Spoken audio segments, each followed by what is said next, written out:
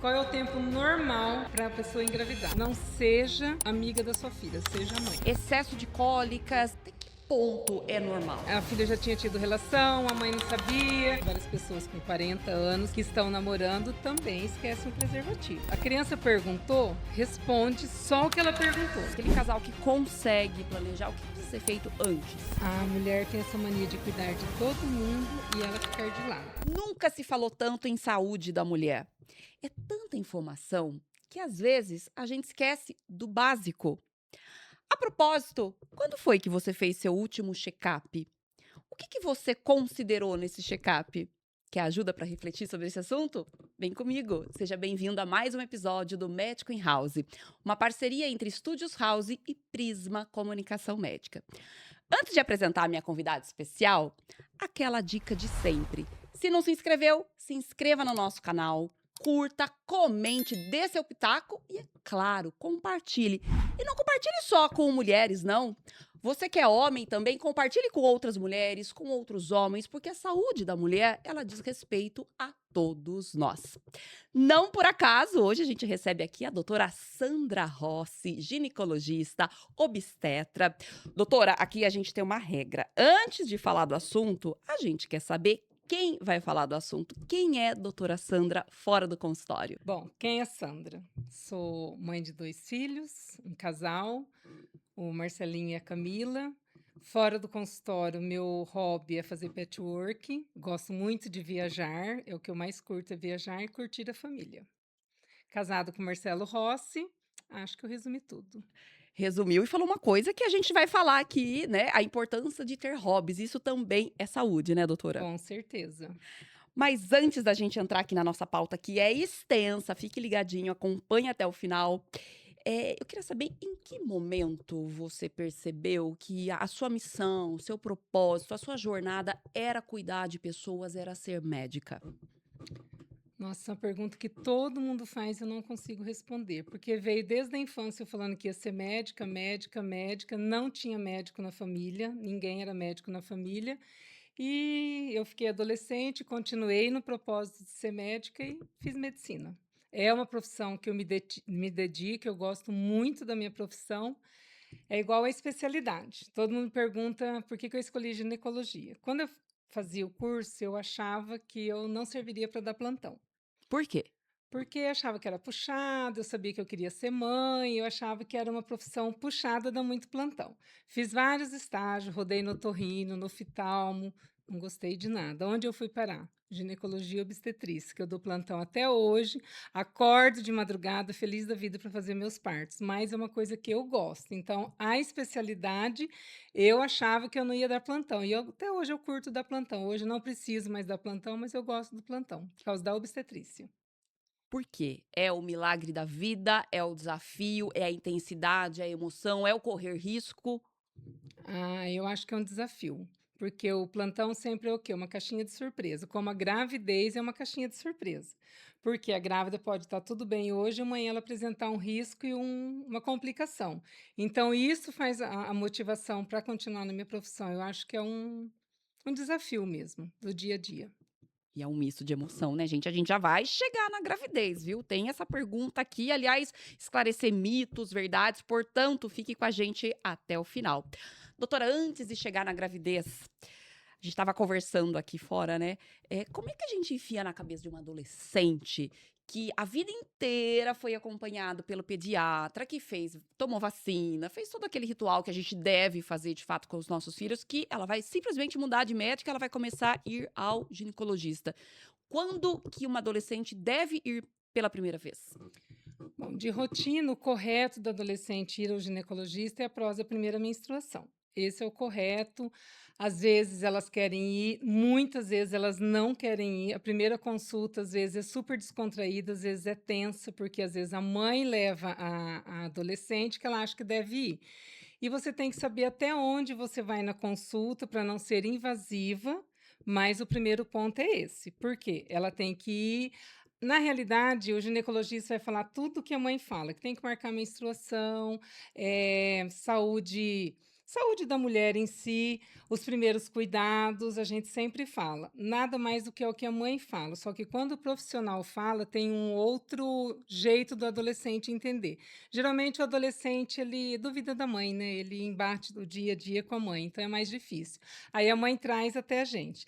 E tem o outro jeito da própria adolescente querer ir, às vezes ela quer ficar na consulta sozinha, às vezes ela quer ficar com a mãe, então tem vários jeitos, mas hoje com a globalização, com a internet, elas aceitam mais o ginecologista, mas tem aquelas que têm muita vergonha. Às vezes, na primeira consulta, é só um bate-papo mesmo a respeito de ciclo menstrual, de higiene íntima, de quanto em quanto tempo troca um absorvente, como que ela está encarando a menstruação. Primeira menstruação, elas odeiam. Raríssimo uma adolescente gostar de falar, eu adorei ter menstruado, elas não gostam.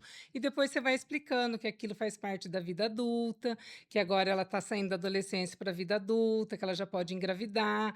Aí depende cada passo da adolescente das perguntas que ela faz. Tem algumas que sentam, não faz uma pergunta, nada, nada, nada. É só a mãe que fala. Então você tem que marcar uma outra vez para você abrindo um espaço para ela.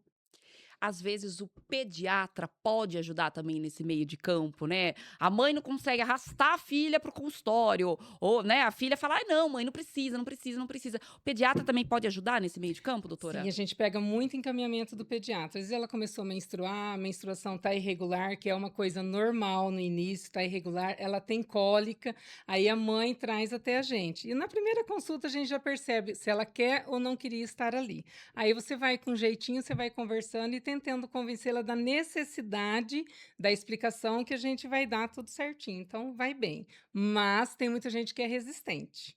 Eu imagino, e a senhora sendo profissional e mãe também, acho que nessa hora ajuda, porque também enfrentou isso como mãe, né, doutora. Eh, Como é que fica essa questão da privacidade? A mãe, ela é responsável, inclusive do ponto de vista legal, pela adolescente. Mas a gente sabe que às vezes a mãe ali do lado, o adolescente não vai falar aquilo, justamente aquilo que precisa ser dito ou questionado, perguntado. Como é que funciona? Existe alguma regra, algum protocolo? Ó, mãe, aqui essa parte não, ou depende de cada situação? É uma situação difícil. Depende das 2 na sua sala. O que que é o correto? A mãe entrar na consulta para a gente perguntar de vacina, de cirurgia, coisas que às vezes o adolescente não sabe informar. Em determinado momento, a gente tem que perguntar para o adolescente: "Quer que sua mãe saia?" E às vezes acontece um desconforto, porque às vezes a paciente trouxe porque eu sou o ginecologista dela, e ela fica meio assim, não, porque agora eu quero conversar com ela. Tem algumas mães que encaram de boa, tem adolescente que fala, não, minha mãe não precisa saber, eu não tenho segredo. E tem aquelas que você percebe que a adolescente quer que a mãe saia, e a mãe fica meio inibida de sair achando: "Nossa, minha filha não me contou alguma coisa", e às vezes não é nada disso, não é nada a respeito de ter relação, nada. Às vezes ela quer alguma curiosidade de perguntar que ela não tem coragem de perguntar para a mãe. Então isso depende muito de como anda a consulta. Se der essa oportunidade, eu sempre converso, o que sua filha falar aqui para mim é sigilo médico, se ela correr risco de vida, eu sou obrigada a entrar em contato com você. Existe a lei, que tem a privacidade do adolescente, só que a partir do momento que ele corre risco de vida, você tem que chamar o adolescente e explicar: "Ó, você está correndo risco de vida, a gente vai ter que chamar para sua mãe e contar o que está acontecendo junto". Então isso sempre eu explico na primeira consulta, porque fica bem claro que o adolescente tem que ter o quê? Um porto seguro. A mãe eu sempre oriento as mães o seguinte: não seja amiga da sua filha, seja mãe. Porque existe uma coisa bem diferente. Eu falo assim: "Sua filha usar droga, ela vai contar para você?" Não, ela não vai contar. Se ela fizer alguma coisa errada, ela vai contar para você? Não, ela não vai, ela vai contar para a melhor amiga. Então ela tem que ter um porto seguro, que não seja a mãe e a amiguinha que vai tirar dúvida com a tia, com a prima, com a irmã mais velha, então ela tem que ter esse porto seguro. Então eu sempre explico isso para a mãe e para o adolescente e falo: "Se você quiser vir sozinha, marque sua consulta e venha, depois você conta para sua mãe que você foi". E sempre tentar um diálogo entre a mãe e o filho. Por exemplo, às vezes já aconteceu no consultório, da primeira vez, a mãe veio a filha junto, aí a filha já tinha tido relação, a mãe não sabia, e aí a gente tenta convencer a adolescente do quê? De contar isso para a mãe. Por quê? Faz parte da vida da mulher. A mãe dela trouxe a ela até no meu consultório já tentando prever isso. Então a gente tenta convencer adolescente, na maioria das vezes a gente consegue, porque explica que aquilo é uma coisa natural. Já chegou vez em que a paciente contou na minha frente, que ela falou: não, eu vou vir aqui com ela, então a gente vai contar junto. E aí você conta, a mãe fica grata porque está sabendo. Só que ao mesmo tempo que tem isso, tem mãe que fala que é muito amiga, amiga, amiga, mas poda muito o adolescente, critica muito tudo que o adolescente faz. Então, é amiga, mas o adolescente não sente ela como amiga. Então, o que acontece? Ela não conta tudo. Por isso, eu sempre oriento: mães, sejam mães, não amigas. Amiga você vai ser como consequência, mas a educação e o conselho é a mãe que dá. Eu só sou um suporte. E o puxão de orelha também tá sendo um suporte, uma psicóloga aqui, viu? Tô quase procurando aqui, se eu não esqueci de falar nada na hora da sua apresentação.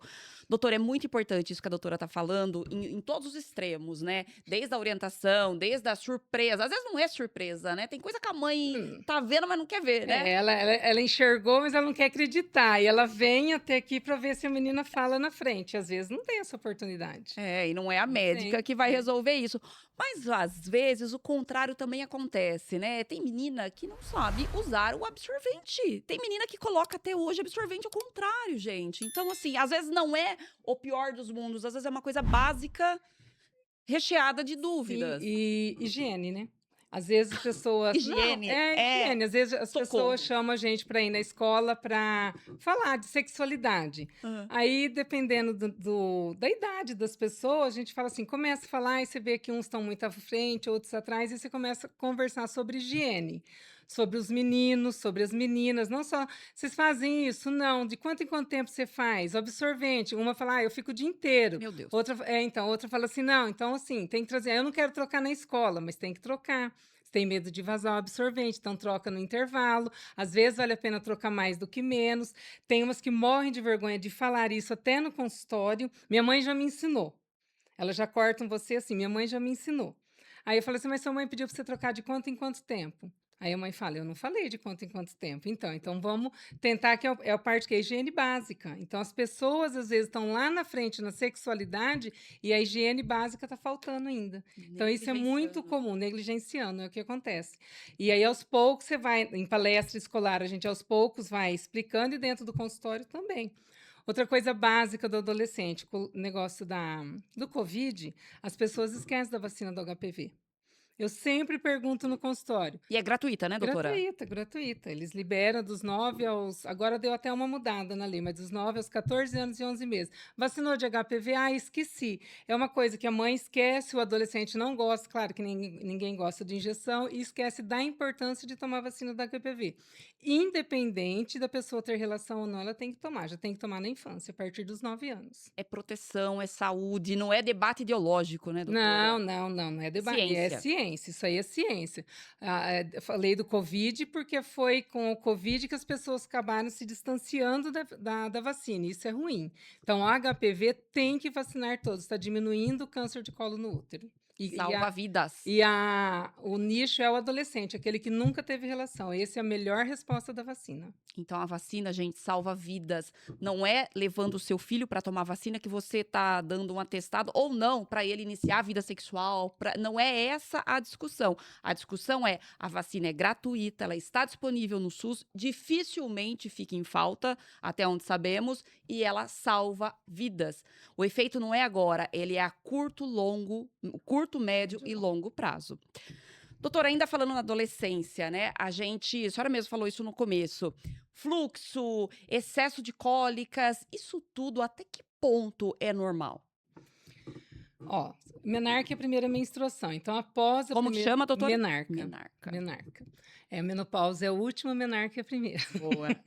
A menarca é a primeira menstruação, então ela tem a primeira menstruação, pode vir com cólica ou sem cólica, irregularidade menstrual. O que que é irregularidade menstrual? Tem menina que menstrua, já vira um reloginho, a cada 30, 40 dias ela vem em menstruação.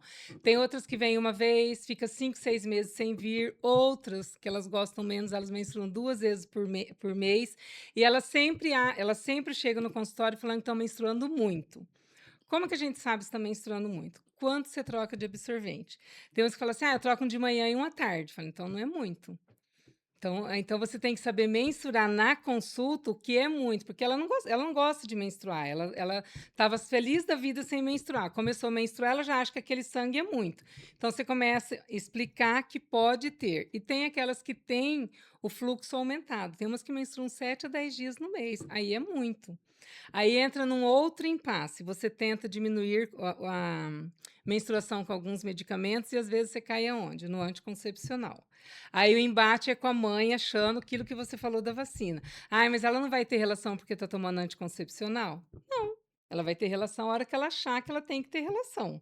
Não é eu nem a mãe que tem que saber esse horário, é ela que vai saber. A gente tem que prepará-la para quando tiver a primeira relação, ela estar usando anticoncepcional e preservativo. Esse é o principal. Mas o fluxo, que você perguntou, o fluxo é uma coisa que é individual de cada pessoa. Tem gente que vai menstruar pouco uma vida inteira e tem gente que vai ter o fluxo aumentado sempre. O fluxo é uma coisa individual que tem pessoas que se incomodam, não. Tem pessoas que perguntam: "Quantos dias está menstruada?" Ela fala: 7 dias. "Mas você não acha muito?" "Não, eu estou acostumada". Então é muito individual isso, a gente tem que respeitar o individual. E tentar, se ela acha que é muito, vamos investigar se é muito ou não. Às vezes precisa fazer ultrassom para ver se tem algum cisto no ovário, se tem alguma coisa e poder tratar o fluxo e a regularidade menstrual. Hoje a gente está numa época onde os adolescentes gostam de tudo, algum, eu não sei explicar, para algum lado eles gostam de muito tudo certinho, elas querem saber o dia que elas vão menstruar. Meu Deus. Então, muitas querem tomar anticoncepcional porque ela sabe que vai tomar o anticoncepcional, dali 2, 3 dias ela vai menstruar, então ela quer tudo muito certinho. E tem aquelas que nem se incomodam, com o dia que vem, o dia que veio, veio, Nem mas assim, lembra também, né? nem lembro, mas a maioria elas querem menstruar com data correta, elas querem usar anticoncepcional. Doutora, a gente tá conversando aqui, automaticamente passa um filme, né? Comigo foi exatamente assim, menstruei super cedo, acabei de fazer 11 anos, menstruei, fluxo intenso, aquela história, entrei no anticoncepcional, não teve problema nenhum, não foi isso que motivou o início precoce da vida sexual, pelo contrário, voltou a trazer um pouquinho mais de tranquilidade, principalmente não pela quantidade, mas em função das cólicas. É fato essa percepção, como leigos que temos, de que cada vez estamos menstruando mais cedo, as nossas meninas menstruando cada vez mais cedo? Sim, vou pegar minha geração. Minha geração era de 11 a 13 anos, mais 12 para 14. A sua já é uma geração de 11 anos. Hoje a gente vê muitas meninas menstruando 9, 10, 11 anos. Às vezes você até se surpreende, pergunta: "Quantos anos tem?" 11, já é uma moça. Às vezes só falta menstruar, mas a gente vê que hoje menstrua-se com a idade mais precoce. Só que assim, a maioria das meninas que menstruam, a gente vê que ela já está amadurecida para menstruar. São raras aquelas que você fala: "Ai, que bebezinho vai menstruar", que tem algumas que Amadurecidas são que a senhora diz fisicamente. fisicamente, algumas Peito. amadurecidas psicologicamente, outras não. Outras menstruam e não estão psicologicamente amadurecida. E sempre orienta as mães o seguinte: sua filha tem 11, parece que tem 15. Quem que vai vir procurar ela para dar uma cantadinha nela? O menino de 17, 18, só que ela tem 11 anos. Então essa menina tem que ser bem orientada, porque ela é uma moça já está na puberdade, já cresceu, já tem mama tudo, só que às vezes ela tem 12 anos. E os meninos não perdoam, eles vão vir paquerar as meninas. Por quê? Me Porque ela parece ser uma moçona. Meninos e infelizmente homens maiores de idade. É terrível isso, gente, porque uma coisa é você ter uma diferença de idade de 3, de 5, de 10 anos, quando a pessoa tem 20, a outra 30, são 2 adultos. Agora uma menina de 12, cara de 19, até porque tem além de tudo, não é essa nossa pauta aqui, tem as questões criminais envolvidas. Agora, doutora, ainda falando, seja na adolescência, seja já perto da vida adulta, quando uma mulher inicia a vida sexual, o que se recomenda hoje em termos contraceptivos? Hoje a gente tem um leque de coisas para contracepção, tá?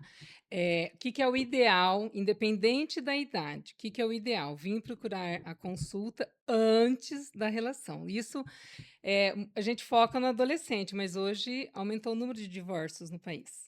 E as pessoas divorciam e começam a namorar novamente. E às vezes a gente vê a pessoa desesperada porque deu aquela escorregada, no momento não tinha preservativo, então isso não é coisa só do adolescente. Várias pessoas divorciadas, várias pessoas com 40 anos que estão namorando também esquecem o preservativo.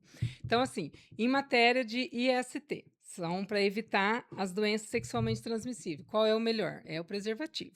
Sempre a orientação é o preservativo e um outro método de anticoncepção. Hoje o que está mais em alta que a gente ouve são os DIUs, que é o Mirena, que é o DIU de hormônio. Posso explanar todos? Todos, deve. Aliás, eu vou até repetir aqui, gente, não é um ou outro. A doutora está dizendo exatamente o contrário, são os dois, né? Sim. Preservativo e o E o contraceptivo. contraceptivo é o método combinado, que aí você não tem falha. Porque, eu confio só no preservativo. Só no preservativo pode romper o preservativo e acontecer a gravidez indesejada. Para quem usa só o preservativo por algum motivo, não pode usar outro, existe a pílula do dia seguinte. Que o correto da pílula do dia seguinte é usar através de uma relação não protegida. Aconteceu alguma coisa e não tem pessoas Se que empolgou? não, e tem pessoas que, assim, hoje ele transa, ele toma a pílula do dia seguinte, daqui 15 dias ele não usa preservativo, não é porque rompeu, porque ele não gosta de usar, então ele vai tomando várias vezes. É uma dosagem muito alta de hormônio a pílula do dia seguinte, então ela tem que ser, tanto que ela não é pílula do dia seguinte, é anticoncepção de urgência. Numa urgência, você vai usar. Por quê? Porque é uma dosagem alta de remédio. Ele vai fazer com que não aconteça a anidação nem a fecundação. Então, é uma dosagem bem alta de remédio. Então, ele é o quê? Uma contracepção de urgência. Aí a gente tem os anticoncepcionais orais, que hoje tem anticoncepcional que a pessoa pode menstruar, não menstruar. Então, tudo isso é uma conversa que você vai ter com a pessoa que está ali na sua frente. Tem os anticoncepcionais injetáveis, que você toma uma vez por mês. Esses são os principais e os mais usuais que tem. Outra coisa que a gente sempre orienta. Gente, anticoncepcional e preservativo tem na rede pública. Então, não tem essa desculpa. Eu não estou usando porque eu não consegui. Não, não tem.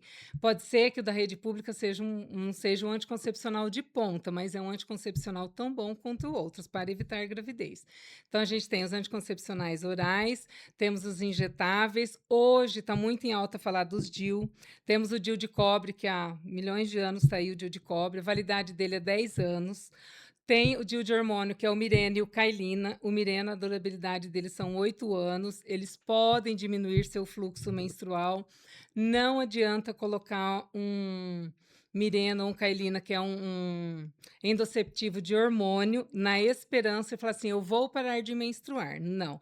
Ele pode parar de menstruar, não é uma obrigatoriedade ele parar. Outro que tem agora é o Implanon, que é o implante, que também é a base de progesterona. Durabilidade dele é 3 anos. Hoje é o que mais está em alta entre os adolescentes. Entre os adolescentes. Isso. Por quê? Porque ele é uma durabilidade de 3 anos. É super fácil de você inserir, porque o Mirena, os outros DIUs, você tem que examinar, pôr em posição ginecológica, colocar lá dentro do útero. A gente faz anestesia, mas pode dar um pouquinho de cólica. O Implanon você põe no braço, no antebraço, você põe no braço, e a durabilidade dele é 3 anos. Então, o adolescente, ele não quer ter dor. E assim, para você examinar tudo, tem que ter um tempo de vida sexual. Hoje eu estou recebendo muita gente no consultório, as mães preocupadas, querendo pôr Implanon. Sua filha tem relação? Não. Eu falei, então não. Não, mas eu já quero. Eu falei, se ela tiver relação daqui 3 anos, vai vencer o Implanon. Mas eu quero pôr. É o Então, medo de ser vó. um medo de ser vó. Eu falei, não, você já orientou de camisinha? Aí vem, conversa. Aí a adolescente fala assim, doutora, eu nem tô namorando. Eu estou preocupada com o vestibular. Minha mãe que está neurótica com Meu isso. Então, está Deus. virando uma coisa assim, todo mundo muito preocupado. Hoje as mães estão mais preocupadas. E hoje, qual é o lado bom? As mães conversam mais isso com os filhos, com raras exceções, mas a maioria conversa. Tem mãe que fala assim, não, você não falou para mim, tudo bem, vai lá e conversa com o seu ginecologista. Porque ela está com medo e tem que orientar. E às vezes o filho, a mãe não tem abertura para conversar. Quanto ao Implanon que eu estava falando, ele é o método mais eficaz hoje no mercado. E tem a laqueadura e a vasectomia, que são métodos cirúrgicos já. Hoje, tanto a laqueadura quanto a vasectomia você pode fazer hoje em pessoas que não têm filho. Muita gente não sabe disso. Hoje Mudou a lei. Mudou a lei. Hoje tem muitos casais que fazem a opção de não ter filho. Então, eles querem um método definitivo. E aí ela vai passar por uma avaliação psicológica, vai fazer tudo certinho e vai optar por não ter filho. E hoje pode ser feita a cirurgia tanto no homem quanto na mulher. Olha, informação atualizada, porque Acho que antes eu falei era. de tudo. Falou. E olha que a doutora tocou num ponto muito interessante, né? Nós, como pais, mães, avós, enfim, todos que nos acompanham e se preocupam com a vida do seu filho, do seu adolescente. É natural que a gente traga para esse momento difícil, complexo, que é a adolescência, essas dores, essas angústias, essas preocupações. E me ocorreu aqui, enquanto a doutora toma uma água, para a gente já entrar em outros assuntos importantes, uma palestra, uma vez a psicóloga contou que perguntaram um filho, criança ainda, não estava na adolescência, perguntou para a mãe, ai mãe, aqui a escola tá falando o que é sexo, sexo. A mãe ficou toda constrangida, porque a criança era muito pequena, explicando o que era sexo e tal. E era só para responder o questionário se ele era do sexo masculino ou feminino, porque ia encomendar uniforme. Então, gente, é sobre isso. Às vezes, nós, mães, no desespero, damos mais trabalho do que os filhos. Às vezes a gente precisa fazer esse, né, meia-culpa e inverter. Não. Não é? E às vezes eu oriento as mães. Você não tenta. A criança perguntou, responde só o que ela perguntou. Não adianta você ir muito além. Por quê? Porque às vezes ele nem. É o que você está falando, qual é o sexo? Feminino e masculino. Acabou. A mãe Aí começa as a mães explicar tudo, todos os tipos e tal. Isso, começa a explicar que o neném não vem da cegonha. E a criança às vezes nem quer saber isso. Às vezes ela quer saber uma coisa. Você responde. Se ela for além, você tem que ir indo além. Mas você não tem que instigar a criança para responder. Chegar na idade certa, você tem que orientar. Vou dar um exemplo agora que foi muito engraçado. Aconteceu. Eu estava na casa de uns amigos, tinham 2 médicos, e a gente começou a falar de sexualidade das crianças. Ah, é porque seu menino cresceu, tal, e começamos a conversar. Aí eu falei, já falou de camisinha pro seu filho? Não. Mas ele não tem 12 anos? Tem, não. O pai que tava só as mulheres conversando, o pai que fala. Eu falei, eu não acredito, você nunca falou? Você é médica? Não, nunca falei. Não, mas tem que falar. Ah, eu vou marcar um domingo aqui, você vem falar. Aí tava todo mãe de adolescente, eu era mais velha. Eu falei, não, gente, vocês têm que explicar, tem que falar da camisinha, tem que falar. Aí tava um dos meninos, tinha 10 anos, eu falei, vem aqui um pouquinho. Ele falou, fala, você já ouviu falar de camisinha? Não, você já teve aula do aparelho reprodutor feminino e masculino? Já tive. Já ouviu falar de camisinha? Já. Quem falou na escola? Seu pai? Não. Sua mãe? Não. Acabou. Ai, que vergonha. Não, então, e outra coisa, o pai e a mãe não falou, ele ficou sabendo lá na escola. Tem que acompanhar. Acabou de ter aparelho reprodutor feminino e masculino, tem que rasgar o verbo. Tem que falar da camisinha, porque eles já sabem como é feito o bebê. Aí não tem mais cegonha, acabou. E hoje isso está dando em algumas escolas no 8º ou no 9º ano. Sim. Então, e tem que explicar, quanto mais cedo souber a verdade, melhor.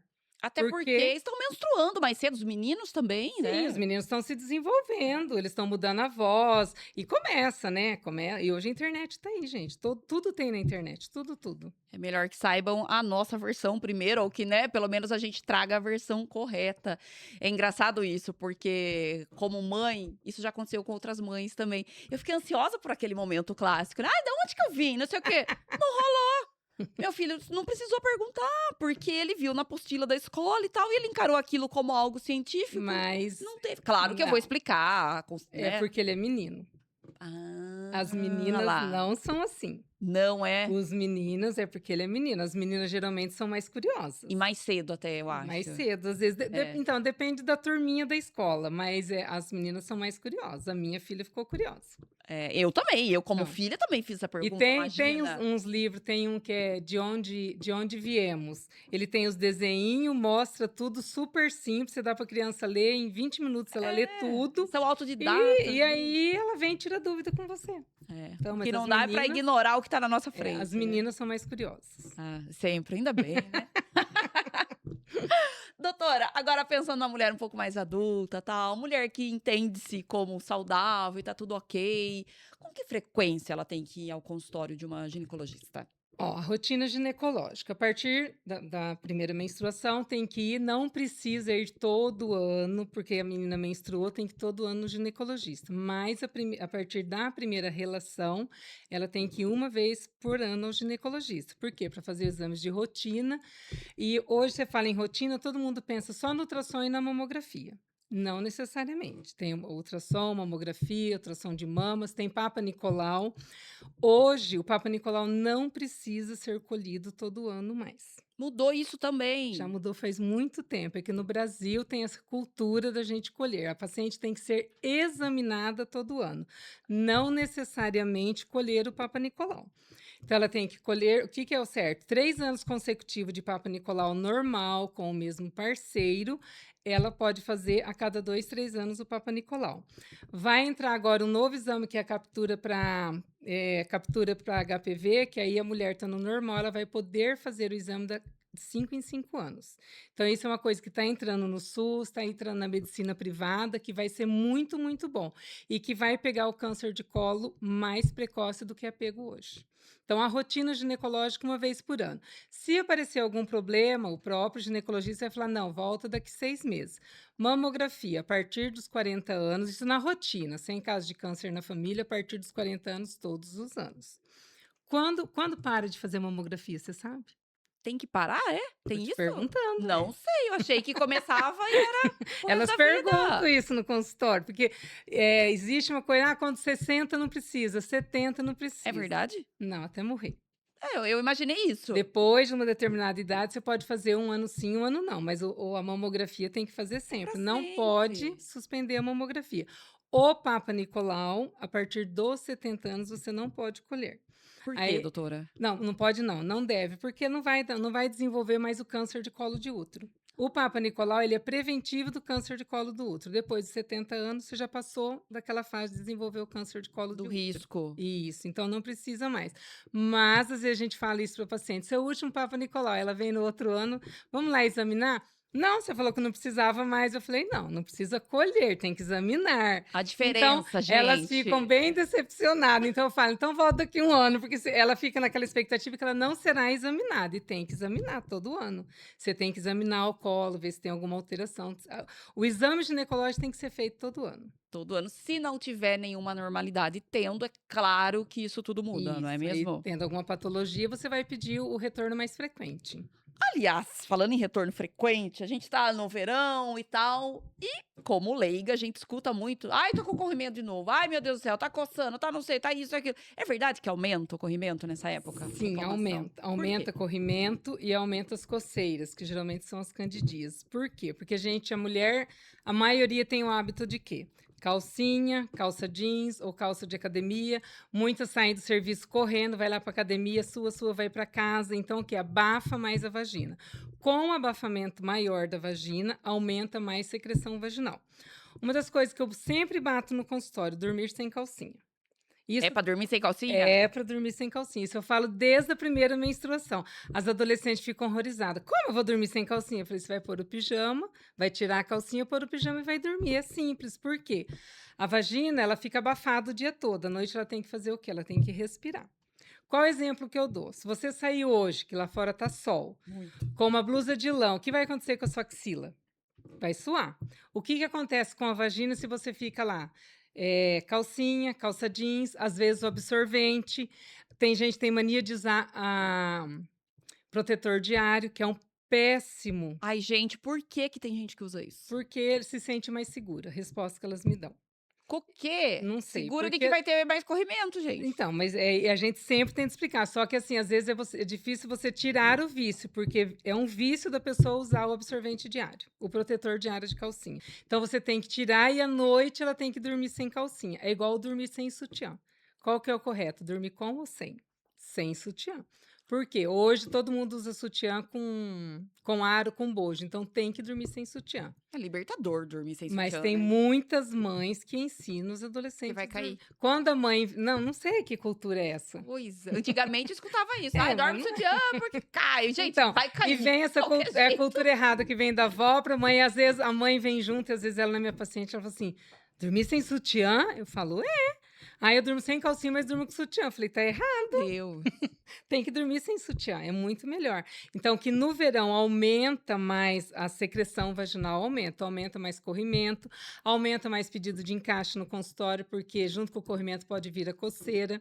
Outra coisa que muda muito e que aumenta, nessa época, praia, acidez da água, piscina, as pessoas ficam mais com a roupa molhada, aí Areia da a praia. areia, às vezes, está na praia, só tira ali e ela vai para o barzinho e ali fica com aquela areia, ali aumenta, dá mais candidíase, dá mais coceira. Então, realmente não é mito, é verdade.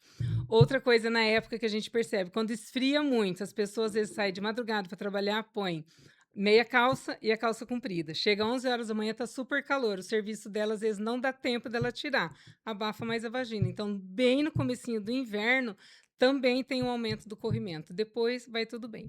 Daí não lota o consultório. Doutora, a senhora deu excelentes dicas aí de prevenção pra gente tentar evitar o corrimento, que eu acho que todo mundo, pelo menos uma vez na vida, ó, tô sendo generosa, já sofreu com isso. Tenho certeza que é mais, né? E daí, identificado o corrimento, que é? O que que a medicina oferece nos dias de hoje pra tratar? Ah, gente, não tem como, 90% dos tratamentos é creme vaginal, e a mulher odeia usar creme vaginal. Não tem como, não tem uma mulher que não reclame. Você vai examinar, se for alguma coisa que você consiga mudar com hábitos, mas a maioria começa o tratamento com creme vaginal.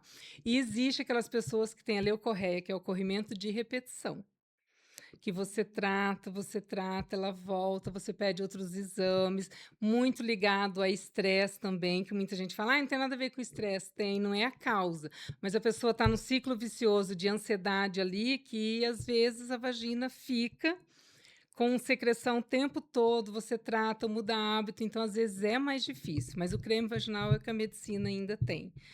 Hoje também existe, às vezes, para candidíase e coceira de repetição, a ajuda do laser. Hoje existe, tem algumas pacientes que Ai, que você legal. encaminha para fazer o laser para poder diminuir um pouco, é uma coisa muito boa que tem com o avanço da medicina.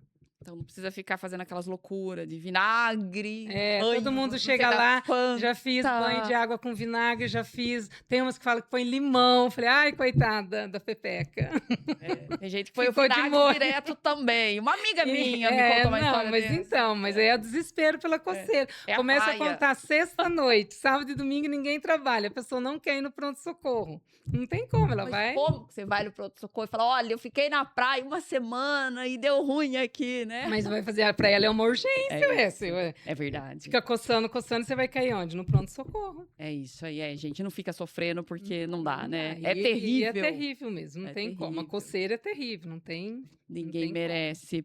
Doutora, a gente falou de evitar a gravidez, mas a gravidez ainda é o sonho de muita gente. Às vezes não é uma, não é duas. O desejo de ser pai, mãe, várias vezes aí, né? Muitas vezes, muitas pessoas preferem o filho único, mas outras querem construir famílias e tal. Às vezes tem facilidade de engravidar do primeiro, não tem a mesma sorte no segundo e por aí vai. Antes de engravidar, aquele casal que consegue planejar, o que precisa ser feito antes? Antes a gente. Você não é do tempo, era que fazia o pré-nupcial. Ah, é? Eu Mas, também não sou, gente, não, as pessoas pré-nupcial, é? antigamente as pessoas casavam virgem, aí lá atrás. Aí elas iam no médico para fazer o pré-nupcial, ver que Que exame. legal. Hoje a gente fala que é o pré-gestacional. A pessoa tem que E olhe fazer lá. quando não já chega lá grávida. Hã. É o pré-gestacional. Você tem que fazer todos os exames, fazer os exames das IST, fazer um ultrassom, ver se está tudo certinho, a coleta do Papa Nicolau, que é o pré-gestacional. Aí sempre a mulher vem e fala assim: meu marido vai fazer o quê? Porque a parte maior acaba sendo da mulher, do Sempre. homem é mais simples. A gente fala: "Não, vamos tentar". O homem também tem que fazer os exames de sangue, que é o correto. No preparo do pré-gestacional, hoje a gente entra com metilfolato, que antigamente era o ácido fólico. Hoje a gente entra com metilfolato, que é para quê? Para evitar de dar malformação no bebê. O que se estimula hoje no pré-gestacional? Que muita gente esquece: atividade física, hábitos corretos, diminuir bebida, fazer uma alimentação mais saudável. Então, tudo isso faz parte do quê? Do pré-gestacional. Então, tem os exames da parte que a gente pede e tem a parte de mudança de hábito de cada pessoa.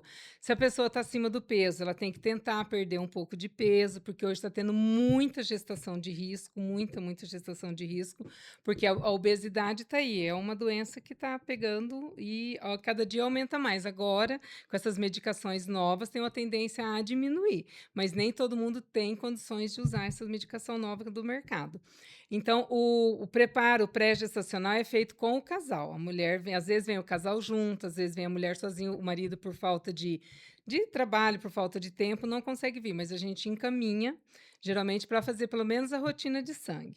Aí começa-se a tentativa. Qual é o tempo normal para a pessoa engravidar? 1 mês a 1 ano. Essa é a rotina normal, dependendo da idade. Até 30, 34 anos é de 1 mês a 1 ano.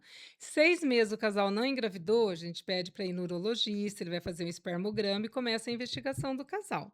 E depende muito também da ansiedade do casal. Tem casal que já quer engravidar no mês seguinte. Tá tendo isso é Terminou a pílula, por exemplo, já e quer engravidar, porque é a geração rápida. Hoje tem muito isso, muito, muito.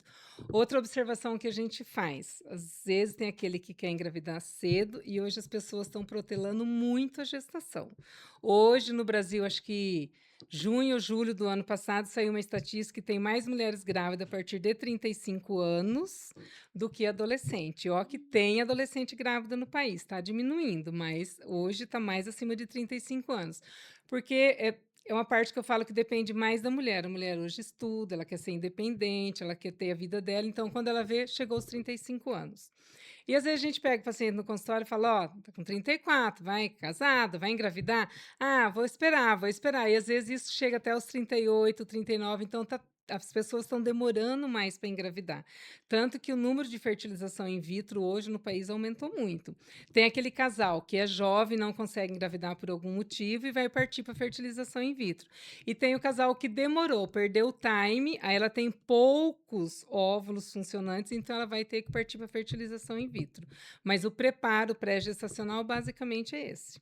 é importante esse alerta, né? E aí não é entrar em mérito, julgar as escolhas, não é isso, mas é deixar as pessoas cientes que quanto mais tarde. Existe biologicamente, vamos esquecer o contexto social, de carreira, outras prioridades. Biologicamente, o que que recomenda-se em termos de engravidar? Qual a idade correta? Melhor idade. E qual é a melhor idade? Melhor idade é o que você está falando, biologicamente, dos 20 aos 30 anos. Hoje, existe muito estudo que até os 35 anos é super tranquilo para engravidar. Os óvulos, a gente nasce com o número de óvulos e os óvulos envelhecem junto com a gente. Então, acima dos 35 anos, pode ser que demore um pouco mais. Mas existe aquela de 42 anos, 45 anos que deu uma bobeada e engravidou. Então, assim, pode engravidar? Pode engravidar, mas assim, o ideal é até 35 anos. Antigamente, falava assim, primeira gravidez acima dos 35 chamava primigesta idosa, que é a pessoa que engravida. Hoje está mudando para 38, 40. E se você for analisar o contexto social, se você casou, quer constituir família, gente, você vai ficar sossegado depois dos 35, 36. É. É que tem gente que tem muito sonho de ser mãe, então ela já vai, já quer ser mãe, acha Aguenta o reggae de fazer tudo aguenta junto. isso, de trabalhar, ele vai, e tem gente não que quer uma vida mais estável. Outra coisa que aumentou muito hoje é Isso congelamento. vale para os homens também, doutora? Os homens não, né? Os homens podem Até nisso engravidar. eles são privilegiados? Até nisso eles são privilegiados, Justo. sempre. Sempre, sempre. Hoje estava falando, hoje aumentou muito congelamento de óvulos.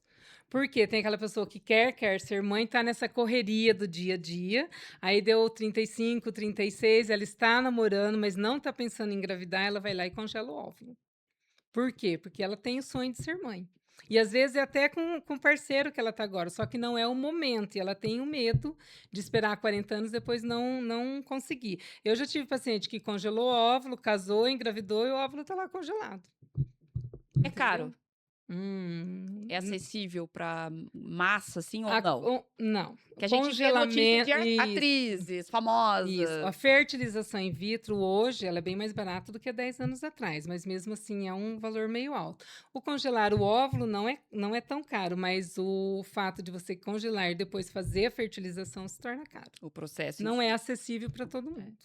Mas, dito tudo isso, aquele casal que conseguiu realizar o sonho, o exame deu positivo, inicia-se uma nova jornada, inicia-se o pré-natal, que não pode faltar de jeito nenhum. Eu vou perguntar o óbvio, porque o óbvio precisa ser dito e repetido. Qual a importância do pré-natal e no o que ele pode identificar que é imprescindível, doutora? Ó, o pré-natal é assim, o pré-natal é o acompanhamento da gestante. É o acompanhamento, como que é feito o pré-natal? Um acompanhamento normal, uma vez por mês, mais ou menos até o 7º mês. Depois você diminui as consultas. O que que é importante hoje? Você fazer a consulta, você ter uma boa alimentação, você ter atividade física. Antes era proibido grávida fazer atividade Era física. proibido. Hoje a gente obriga, bem dizer, as grávidas a fazer alguma atividade física, sair do sedentarismo. O pré-natal consiste nas consultas, o exame do ultrassom é excelente. Hoje a gente consegue fazer vários diagnósticos através do ultrassom. Existe o ultrassom morfológico de primeiro trimestre, que é o maior indicativo das síndromes. Hoje todo mundo só fala de síndrome de Down, mas não, tem síndrome de Patau, de Edwards, são outras síndromes que aparecem. É logo no primeiro trimestre. É entre 11 e 14 semanas que você faz esse exame. Então eu falo assim, qual o paciente fala: "Ah, eu quero fazer isso". Isso falando: "Não, o exame mais importante é esse". Por quê? Perdeu o time, você vai perder, algumas alterações têm que ser vistas naquele momento.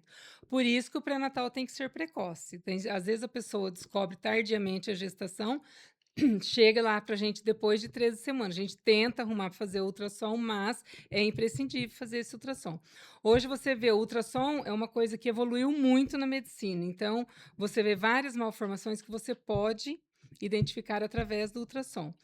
A consulta, você pesa a paciente todo mês, você mede a pressão. Tem paciente que faz pressão alta desde o início, tem pacientes que começam a fazer pressão alta mais no final da gestação. O fator idade é uma coisa que está aumentando a pressão A alta, eclâmpsia que fala. É. eclâmpsia ou pré-eclâmpsia. O fator idade está aumentando muito diabetes gestacional. Verdade. Não só na idade, mas hoje a gente está pegando. Antes a gente pegava diabetes gestacional uma por ano. Hoje, o universo meu, que é só no consultório, eu pego muito diabetes gestacional. Por quê? As pessoas, de um modo geral, elas não andam se alimentando corretamente. Por isso que entra o quê? O pré-gestacional, já começar essas orientações. Muda hábito de vida, vão fazer atividade física. E com o passar do tempo, os exames da gente vão aparecendo coisas. Então, a idade aumenta um pouco a glicemia. E hoje, a paciente, para fazer um pré-natal e ser considerada que não é diabética gestacional, a glicemia dela tem que estar abaixo de 92. Se ela chegou lá com 93, ela já é taxada de diabetes gestacional. Uau. Então, no pré-natal tem todo esse acompanhamento. Às vezes, vai fazer ultrassom, a pessoa que faz ultrassom fala: "Nossa, seu filho está gordinho". Aí a paciente vem toda feliz da vida: "Ai, meu neném está gordinho". Eu falo: "Ai, eu já penso em diabetes gestacional". Já dá Aí aquele ele já, balde de. já falou assim: vamos pedir os exames para ver se é gordinho, gordinho, ou se é um gordinho saudável ou não. Porque o diabetes gestacional cursa com neném com peso maior, um neném maior, com mais líquido. Então, o pré-natal você faz todo o acompanhamento. Quem tem ultrassom no consultório já faz ultrassom e vê o desenvolvimento do bebê. Quem não tem ainda é na fita métrica, que a gente mede a barriga, que aquilo é um indicativo que o neném está se desenvolvendo bem ou não. Se a barriga estiver muito pequena, a gente tem que acelerar o ultrassom. Se está muito grande também, então tem que ter todo um acompanhamento. Os exames de sangue são essenciais. Outra coisa, tanto no pré-gestacional como na gestação, vacinas. Eu costumo dizer que até os 15 anos todo mundo é vacinado. Por quê? Porque a mãe leva a gente. Depois dos 15 anos, a gente tem que ir com as nossas pernas. E um monte de gente chega lá no consultório, quer engravidar, traz sua carteirinha de vacinação. Nossa, eu nem Não sabe nem tenho. onde tá. Eu falo, então pega com a sua mãe e vamos ver. Você vai ver que está faltando várias vacinas. Então, quando a paciente quer engravidar, a gente manda acertar o cartãozinho de vacinação. Quando ela chega grávida, tem as vacinas que você usa na gravidez. E hoje a gente pega muito no pé, porque as pessoas esquecem de vacinar mesmo. E hoje está tendo uma conscientização maior, tanto dos médicos como das pacientes. Ela já chega e pergunta: que vacina eu tenho que tomar? Porque está muito em alta falar da vacina. Então, o pré-natal é o quê? É o acompanhamento dessa grávida. Se tiver tudo normal, tem as consultas certinhas, e se tiver alguma alteração, a gente vai marcando o pré-natal mais precoce. Tem algumas gravidez de risco, a gente vê a paciente toda semana. Aí, quando ela ganha neném, ela fala assim: nossa, vou ficar até com saudade. Toda Porque semana. tem gravidez de risco que você acompanha por algum motivo, a cada 10 dias, a cada 12 dias, você tem que ver a paciente, você tem que ver como que ela está. Pressão alta é uma dessas coisas que, às vezes, se é uma pressão alta controlada, beleza. Se é uma pressão alta descontrolada, é mais difícil. Então, depende de cada pré-natal. Então, é importante fazer o pré-natal, o preparo hoje para o parto. Hoje a paciente tem direito de escolher o parto, se ela quer parto normal, se Eu ela quer ia parto perguntar isso. Como é que vocês, médicos, lidam com isso? Imagino que deve ser tão difícil, porque criou-se uma liberdade. Às vezes a gente vê paciente tentando ensinar médico a trabalhar. Eu acho muito injusto com quem dedicou a sua vida, a sua juventude lá estudando, ralando, fazendo faculdade, plantão, tal, chega lá, né, não é nem ser o doutor Google, é ser o doutor paciente dando aula para Hum, médico. é O que assim, que mudou? eu peguei essa transição. Os médicos da minha idade, a gente pegou essa transição. Eu sempre costumo explicar para paciente o seguinte: eu estudei 6 anos, tal, tal, teve evolução. No tempo que eu fiz a residência lá atrás, você internava os pacientes, você colocava soro em todas, e era um piloto automático. Com a evolução, começou a ver que nem todos os pacientes precisam usar soro, nem toda paciente precisa ficar deitada. Antes a paciente entrava em trabalho de parto, ficava deitada lá 24 horas, 36 horas. Hoje não. Hoje você comprovou que a mobilidade da paciente, ela andar, ela ter livre local para ela andar, caminhar, acelera o trabalho de parto. Antigamente era colocado soro em todo mundo. Hoje não, hoje a paciente chega em trabalho de parto, você deixa evoluir naturalmente. Existem alguns artifícios até hoje que a gente faz, é o que você falou, hoje todo mundo entende, a mídia está aí. Eu falo que o doutor Google tem as coisas boas e tem as coisas que a internet, né? Alguém colocou lá e não tem fundamento científico. E às vezes a gente dá uns embates sim com a paciente, porque às vezes você fala assim, ó, agora não está evoluindo, você quer parto normal, vamos fazer isso? Não, não quero, não quero. E às vezes vai ficando, você prolonga aquele trabalho de parto, você prolonga mais uma, mas assim, isso é o que eu sempre falo, você sempre conversa com a paciente. Porque é você, a paciente e o marido.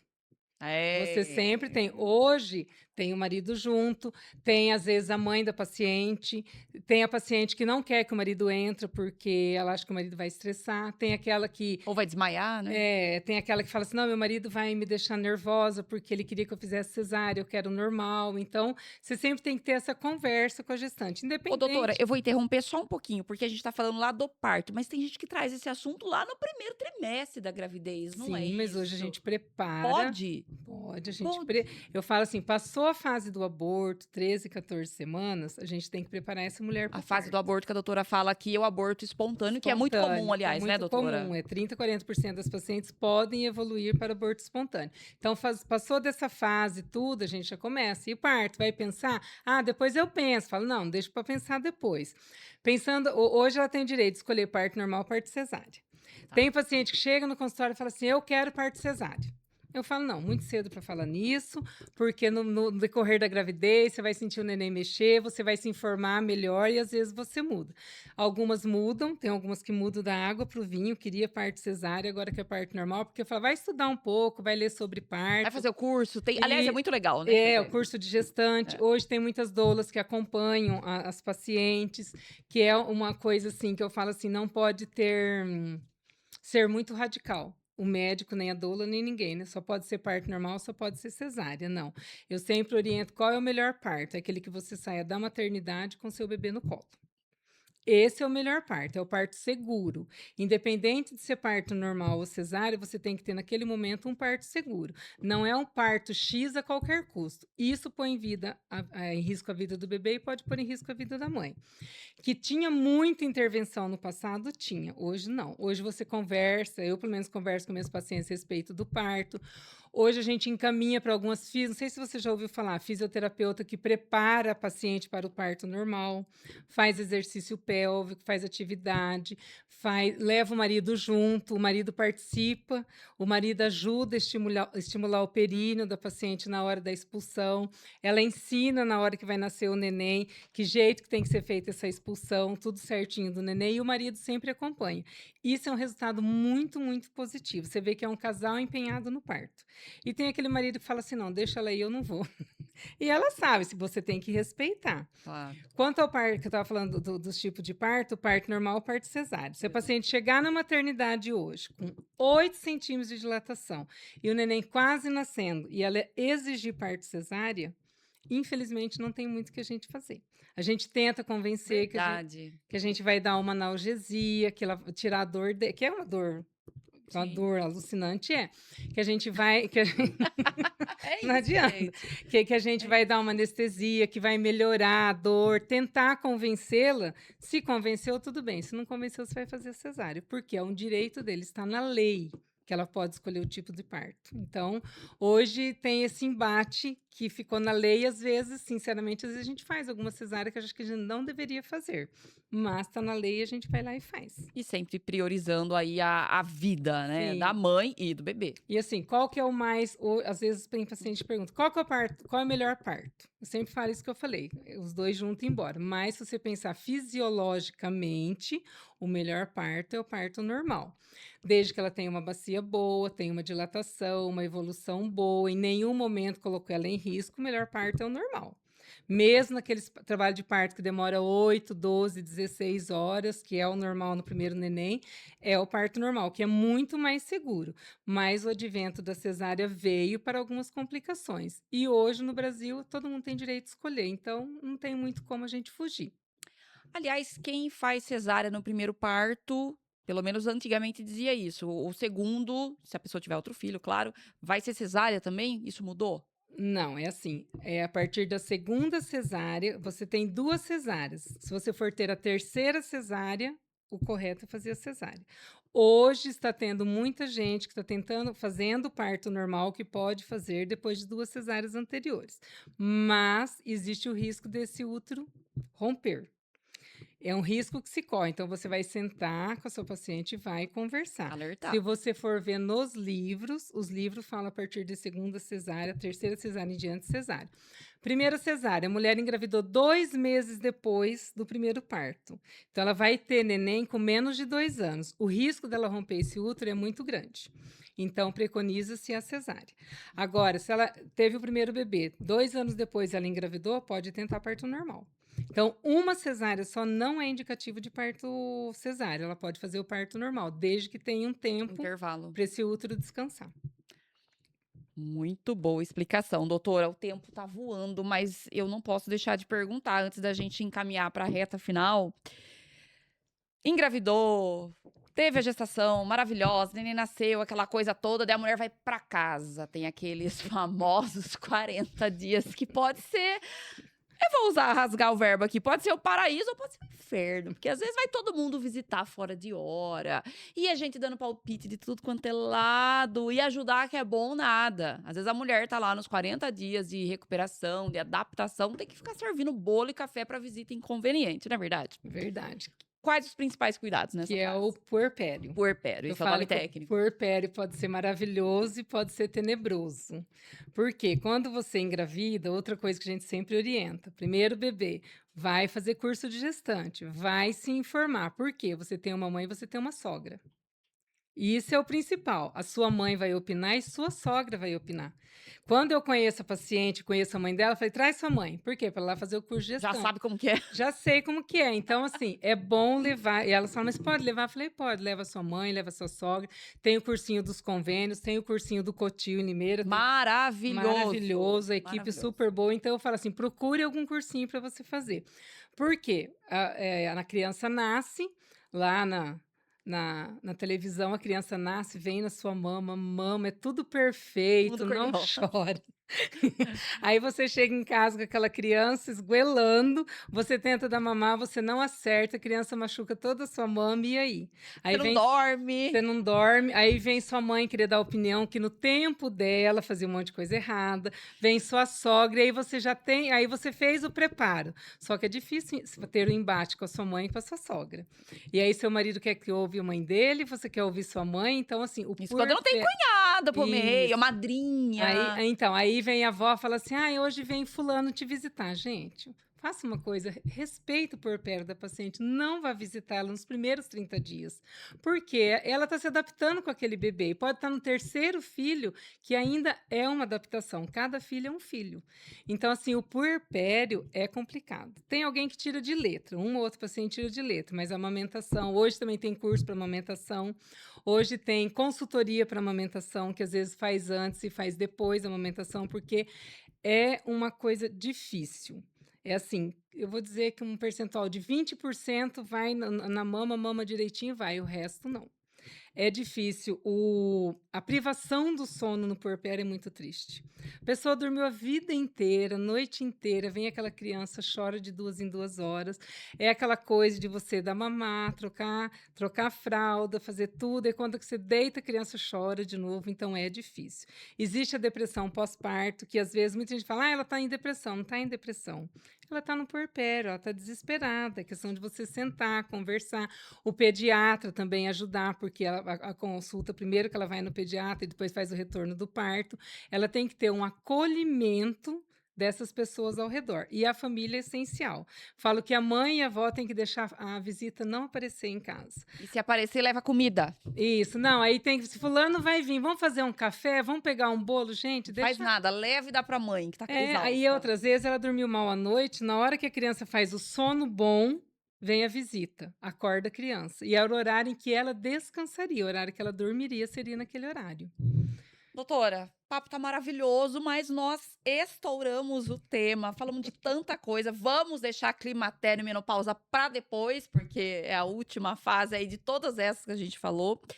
Para encerrar, eu queria uma mensagem, um conselho seu como médica para aquela mulher que nos acompanha, cuida da saúde da mãe dela, cuida do filho, do marido, às vezes do irmão mais velho, dá conselho para mim, resolve tudo, mas ela está com o básico, com aquele check-up básico que a senhora falou, totalmente atrasado. O que que a senhora diria para essa mulher para a gente encerrar? É assim, a mulher tem essa mania de cuidar de todo mundo e ela ficar de lado. Isso geralmente é a mãe, não é só a mulher, é a mãe. Ela cuida, é o que você falou, cuida do filho, do pai. Então, assim, faça seu autocuidado, vá no ginecologista. Às vezes a gente pega paciente no consultório que tem feito exame de sangue, faz 5 anos que ela não fez nenhuma rotina, nenhum o exame de sangue. E às vezes a gente fala que o ginecologista é o clínico geral da mulher. Ele é o quê? Porque ela não vai em nenhum outro médico, ela só vem em você e às vezes a cada 3, 4 anos. Qual é a mensagem? Cuide-se, vá pelo menos uma vez no ginecologista, uma vez ao ano. Se não dá tempo de ir nos outros médicos, peça para o seu ginecologista pedir todos os seus exames. Outra coisa, se você não cuidar de você, você não consegue cuidar das outras pessoas. Ache um tempo para fazer sua atividade física, dedique pelo menos 3 vezes na semana 1 hora para atividade física. Sua disposição será muito melhor para você ajudar a cuidar das outras pessoas. Se priorizar não é egoísmo. Pelo contrário, é uma demonstração de amor para você e, consequentemente, todos que você ama, para ter estrutura para cuidar de todo mundo depois. Obrigada para você que ficou até aqui com a gente. Gostou do conteúdo? Curta, compartilha, comente e se inscreva no nosso canal.